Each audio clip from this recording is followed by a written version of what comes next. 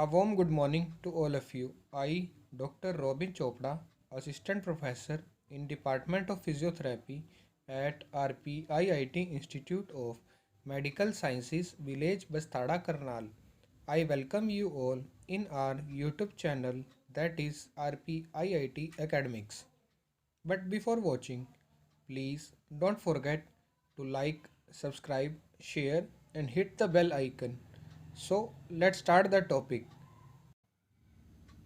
So today's topic is applied anatomy of blood supply of brain and spinal cord.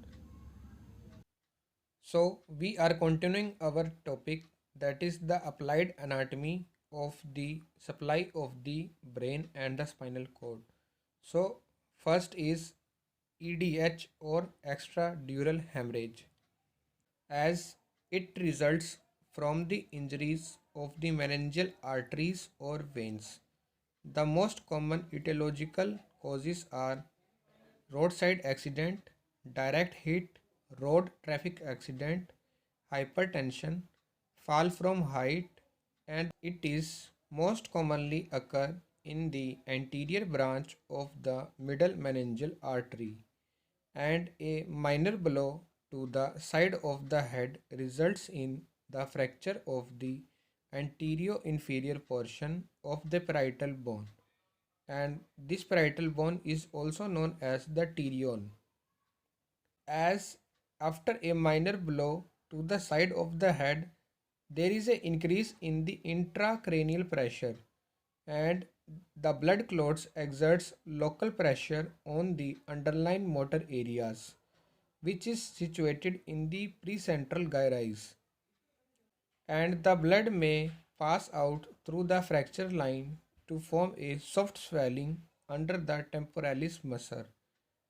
You can easily see on the temporal area by palpating the soft swelling, and the burr hole through the skull wall should be placed 2.5 cm to 4 cm above the midpoint of the zygomatic arch to ligate or to plug the torn artery or vein, as the controlling of the excessive bleeding is the main priority.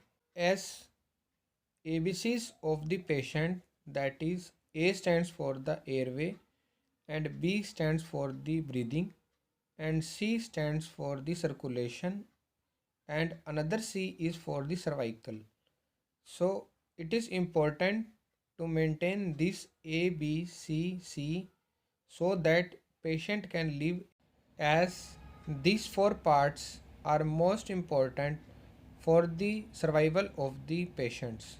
So it is mandatory to note the ABCCs before making the burr hole to plug the torn artery or vein. As you see in the diagram, this diagram represents the most common site of the extradural hemorrhage.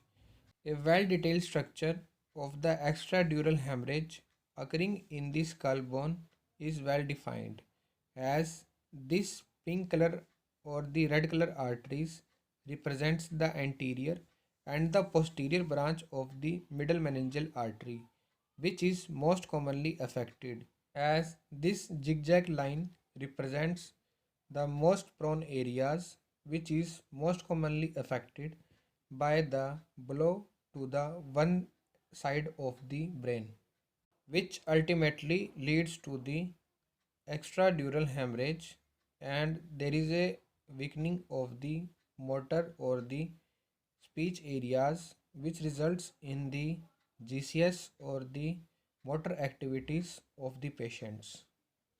So guys, hope so you all understand very well, and for more information please stay tuned, stay healthy, happy.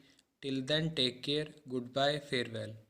And please don't forget to like, subscribe, share and hit the bell icon.